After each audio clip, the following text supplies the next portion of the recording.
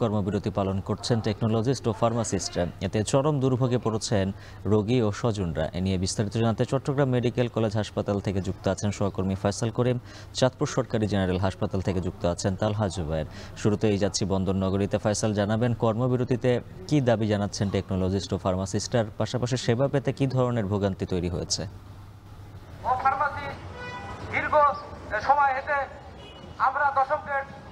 আমরা দেখছি সেবা পেতে ভোগান্তি হচ্ছে। চট্টগ্রাম মেডিকেল কলেজ হাসপাতাল কিন্তু 4 কোটি মানুষের ভরসা। চট্টগ্রাম ছাড়াও আশপাশের বেশ কয়েকটি জেলা উপজেলা থেকে কিন্তু এখানে রোগী আসেন এবং এই সময়টা যেটি সকাল 8টা থেকে বা এই 10টা 11টা বা 12টা পর্যন্ত আমরা দেখি যে রোগীদের চাপ থাকে। তারা শুধুমাত্র চিকিৎসক দেখাতে আসে না কিংবা জরুরি সেবা নিতে এখানে আসেন না। আমরা যেটি দেখি যে এখানে বিভিন্ন ধরনের পরীক্ষা কিন্তু করতে তারা আসেন এবং এখন আমরা যেটি দেখছি যে পরীক্ষাগারগুলো ফাঁকা, ল্যাবগুলো ফাঁকা পড়ে আছে। যারা সেইগুলো পরিচালনা করেন অর্থাৎ মেডিকেল টেকনোলজিস্ট এবং যারা ফার্মাসিস্ট, তারা কিন্তু চট্টগ্রাম মেডিকেল কলেজ হাসপাতালের যে চত্বর, গোল চত্বর, সেখানে এসে অবস্থান নিয়েছেন। তারা কর্মবিরতি কর্মসূচি পালন করছেন।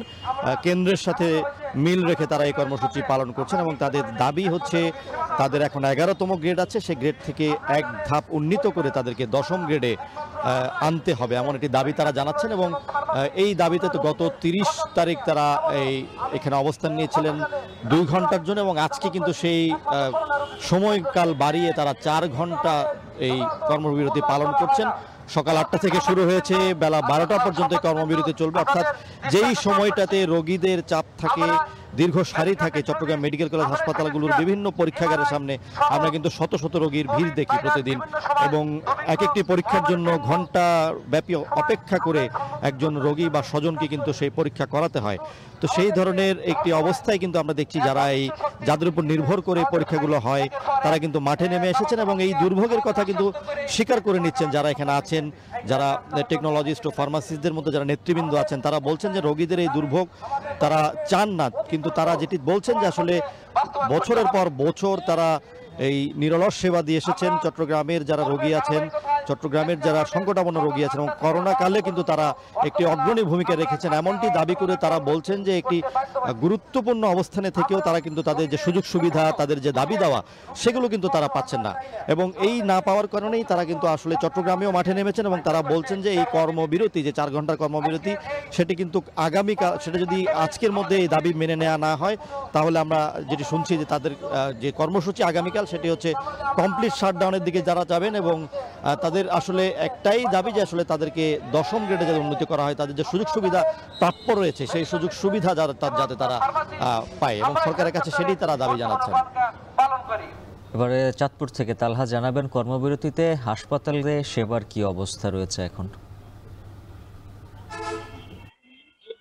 হাফিজ, আসলে চাঁদপুর সরকারি যে জেনারেল হাসপাতাল রয়েছে 250 শয্যা বিশিষ্ট এই জেনারেল হাসপাতালে কিন্তু প্রতিদিন গড়ে 1.5 থেকে 2,000 রোগী কিন্তু চিকিৎসা সেবা নেওয়ার জন্য আসেন। যেহেতু সরকারি হাসপাতাল, এখানে কিন্তু যারা নিম্ন আয়ের এবং দরিদ্র মানুষ রয়েছেন তারা কিন্তু আসলে চিকিৎসকদের শরণাপন্ন হন এবং সবচেয়ে বড় যে সুবিধাটি তারা আসলে পেয়ে থাকেন, সেখানে কিন্তু আসলে বিনামূল্যে চিকিৎসার পাশাপাশি কিন্তু তারা বিনামূল্যে ঔষধও কিন্তু পেয়ে থাকেন। কিন্তু যেহেতু এখন কর্মবিরতি চলছে, সেই ক্ষেত্রে কিন্তু আসলে সকল ধরনের সেবা থেকে কিন্তু তারা বঞ্চিত হচ্ছেন। আমি আসলে দেখেছিলাম যারা দূর দূরান্ত থেকে রোগীরা এসেছেন তারা কিন্তু আসলে সিরিয়াল ধরে ঔষধ নেওয়ার জন্য কিন্তু আসলে লাইনে তারা দাঁড়িয়েছেন, কিন্তু যেহেতু মেডিকেল টেকনোলজিস্ট এবং ফার্মাসিস্টদের অর্ধবেলা কর্মবিরতি চলছে, সেই কারণে কিন্তু তাদের ভোগান্তি কিন্তু আসলে চরম আকারে পৌঁছেছে এবং একই সাথে আসলে এই কর্মবিরতি চলার কারণে হাসপাতালে ভর্তিরত যে সমস্ত রোগী রয়েছে তাদের এক্স-রে থেকে শুরু করে সকল ধরনের কিন্তু আসলে পরীক্ষা নিরীক্ষা বন্ধ থাকে, কিন্তু তারাও বেশ বিপাকে পড়ছেন।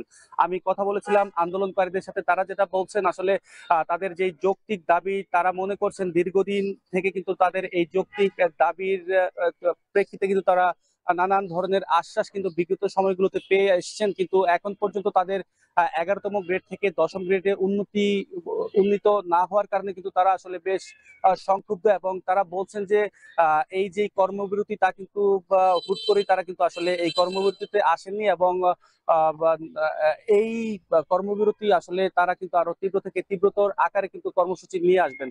যদিও আজকে সকাল 8টা থেকে 12টা পর্যন্ত অর্ধবেলা কর্মবিরতি চলছে, আগামীকাল কিন্তু তারা পূর্ণ দিবস কিন্তু কর্মবিরতিতে যাবেন, অর্থাৎ টোটাল শাটডাউনে কিন্তু যাবেন।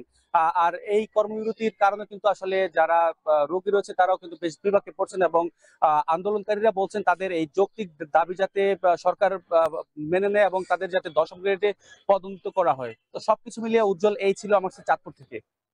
টেকনোলজিস্ট ও ফার্মাসিস্টদের কর্মবিরতির খবর জানাচ্ছিলেন সহকর্মীরা। গণভোটের